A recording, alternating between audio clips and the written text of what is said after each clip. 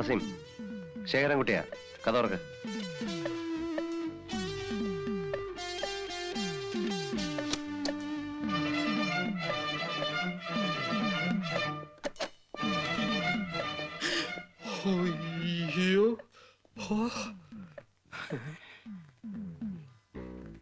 കാസിം, നമ്മുടെ കൂട്ടത്തിൽ ആരോ ഒരാൾ സർക്കാരിന്റെ കൂട്ടുകാരനായിട്ടുണ്ട്. ദൈവം പോലും അറിയാതെയാണ് നമ്മൾ സാഗറിന്റെ ഓപ്പറേഷൻ പ്ലാൻ ചെയ്തത്. എന്നിട്ടും സാഗറിന്റെ കാറിന്റെ പിറകെ കസ്റ്റംസുകാരുണ്ടായിരുന്നു. അതുകൊണ്ട് സൂക്ഷിക്കണം. കാസിമേ, പറഞ്ഞ കേട്ടല്ലോ, സൂക്ഷിക്കണം. സ്വർണ്ണ ബിസ്ക്കറ്റ് ചുമ്മാരടാ.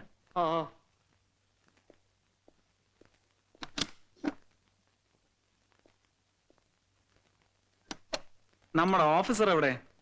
പോയോ? പോയല്ലോ. ഒന്നുകൂടി.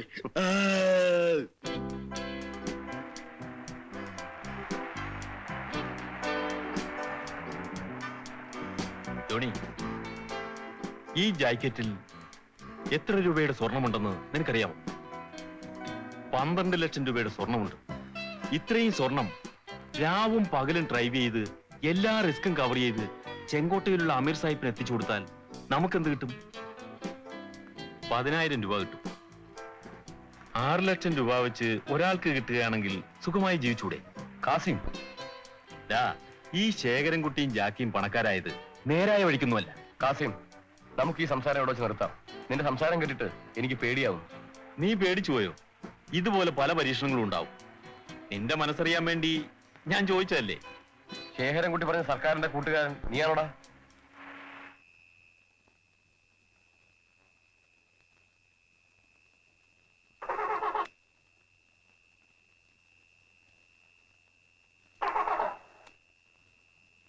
ജോണി, നീ നോക്കി.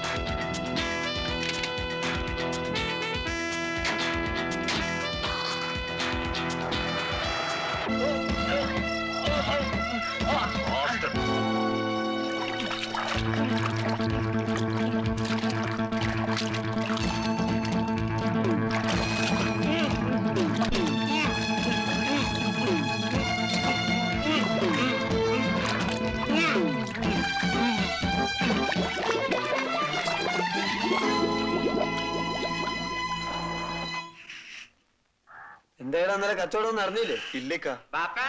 ഒന്നും ഉണ്ടായില്ല. രാവിലെ തുടങ്ങിയല്ലോ മനുഷ്യനെ വെറുപ്പിക്കാൻ. ചായ.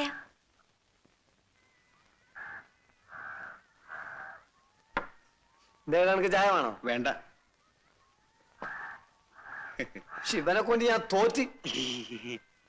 ആ കായിക്ക, ഇന്ന് ചാകരെടുക്കുന്ന ദിവസമാ. അറബിയ സിലാണോ? അറബി. ആര് പറഞ്ഞു? ലോറൻസ്. വഹാബിനോടും ശശാങ്കനോടും തെക്കോട്ട് നേരത്തെ നീങ്ങാൻ ലോറൻസ് പറഞ്ഞിട്ടുണ്ട്. ആ കായിക്ക, ഷാഹുൽ ഇന്നലെ നല്ല കോളായിരുന്നു. ഹിപ്പിയോട് ഒരുപാട് ഇറങ്ങിയിട്ടുണ്ട്. മുടിഞ്ഞോൻ ഓന്റെ വർത്താനം ഇനി മേലാൽ ഇവിടെ പറഞ്ഞു പോകരുത്. അല്ലോ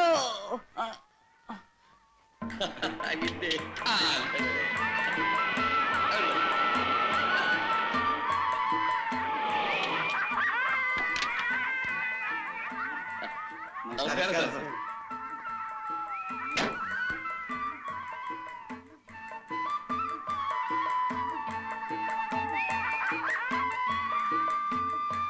ആ സാർ ജനയമ്മേ, ജനയമ്മേ, ജനയമ്മല്ലേ ഇവിടെ? അമ്പലത്തിൽ പോയിരിക്കുക. ആ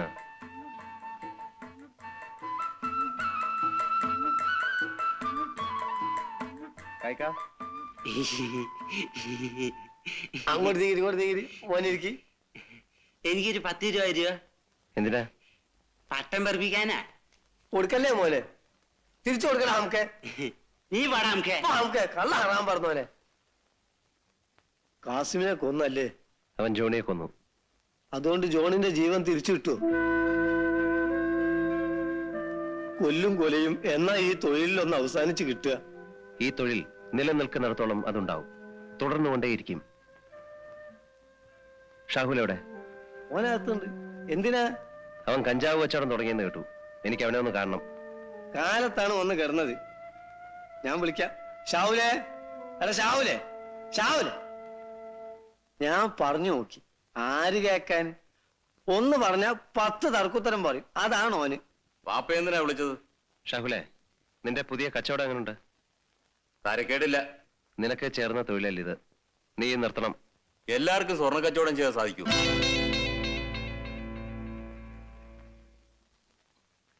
ഇഷ്ടം പോലെ ചെയ്യാം.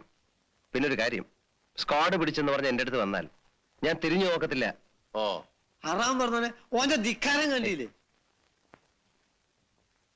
വാ. ചെല്ലടാ.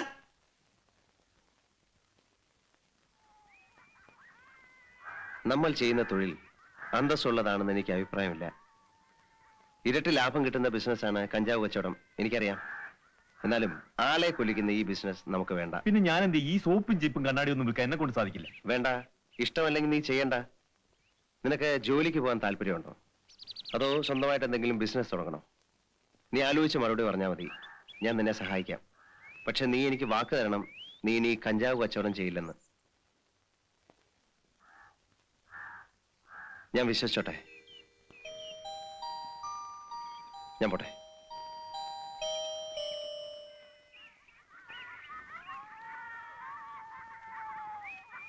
ഞാൻ ജാനകിയമ്മയെ വീട്ടിൽ നോക്കി. ഞാൻ അമ്പലത്തിൽ പോയിരിക്കായിരുന്നു. ഇന്ന് അവളുടെ പിറന്നാളാണ്. സാഗർ പോയിരുന്നു, അവളെ കണ്ടോ? ഇല്ല, ഞാനിന്ന് പോകുന്നുണ്ട്. പ്രസാദം കൊടുത്തേക്കാം. ജ്യോതിയോട് വല്ലതും പറയണോ? അമ്മയ്ക്ക് സുഖമാണെന്ന് പറഞ്ഞാ മതി.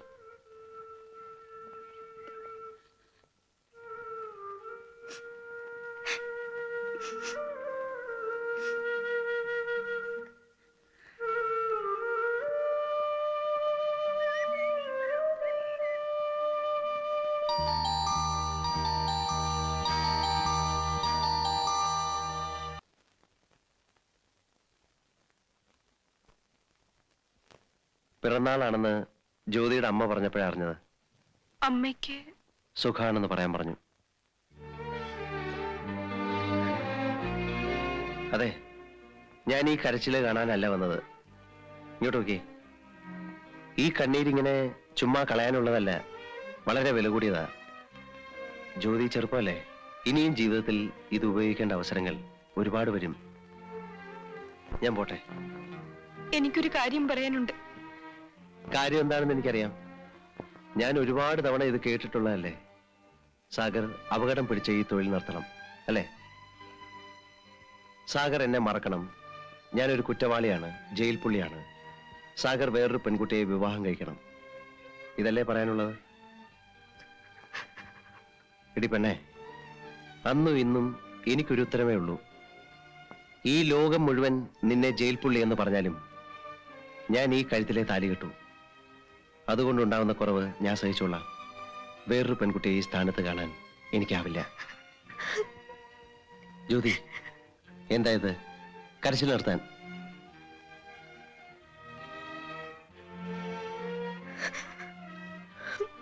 എന്നെ വല്ലതും അറിയിക്കാനുണ്ടെങ്കിൽ ഒരു കത്തെഴുതി അസിസ്റ്റന്റ് വാർഡൻ ജനാർദ്ദൻ അറിയിപ്പിച്ചാൽ മതി. ഞാൻ പോട്ടെ.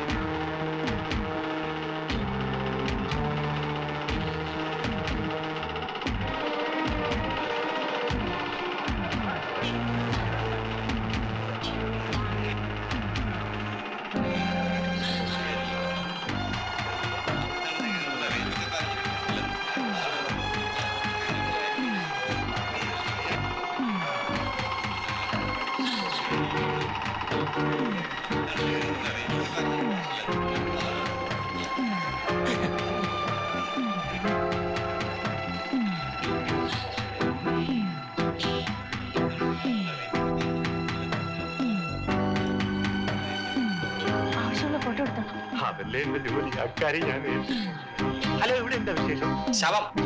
ശവം പൊക്കിയെടുക്കുക. ചത്ത ആളുടെ ചത്ത നമ്മുടെ എനിക്കറിയില്ല. ബാലേഷ വന്നേ. നേനോ സ്ഥാനോ ഞാനും വരുന്നു.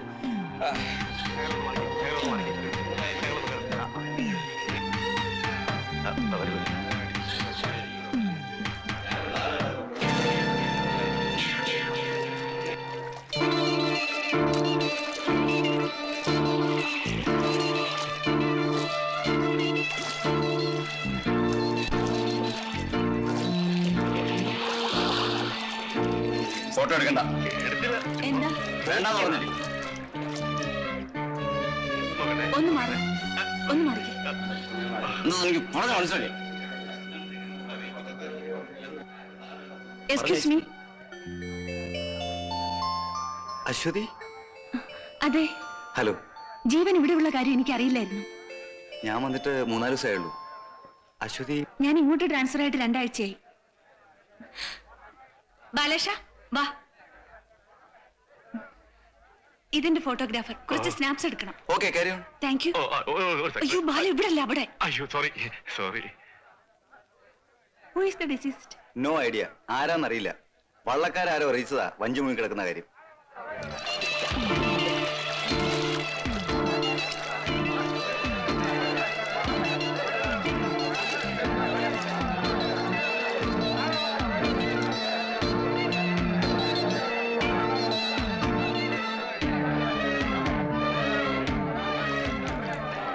കുറച്ച് ദിവസം ആയതുപോലെ. മർഡർ ആണോ? I think so.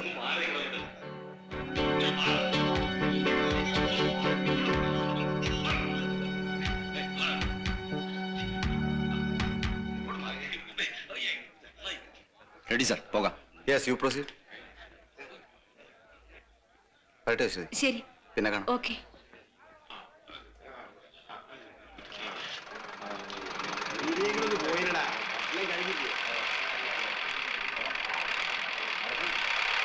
ആവശ്യത്തിനുള്ള ഫോട്ടോസ് എല്ലാം എടുത്തല്ലോ. ആരാ പോലീസ് ഓഫീസർ? സാറ് ഫോട്ടോ എടുക്കാൻ പോയ ആളല്ലേ, ജീവൻ. ഞങ്ങൾ ഒരുമിച്ചാ ഡൽഹിയിൽ MA പഠിച്ചത്. ഹലോ. ആ ഓഫീസിൽ ചെന്ന ഉടനെ. ഞാൻ ഹോട്ടൽ ചാണക്യ. എന്റെ പേര് ചാണക്യൻ. Hotel ചാണക്യയുടെ managing പാർട്ണറാണ്. മാഡത്തിന്റെ പേര് എന്താണാവോ? I am Ashwathy from Sunday Mirror. Ashwathy. Sunday Mirror. Sunday ഞായറാഴ്ച, മിറർ കണ്ണാടി. ഞായറാഴ്ച കണ്ണാടിയോ? അങ്ങനെ ഒരു കണ്ണാടി ഉണ്ടായിരിക്കും. അല്ലാകെ ഒക്കെ അർത്ഥം ഉണ്ടച്ചു.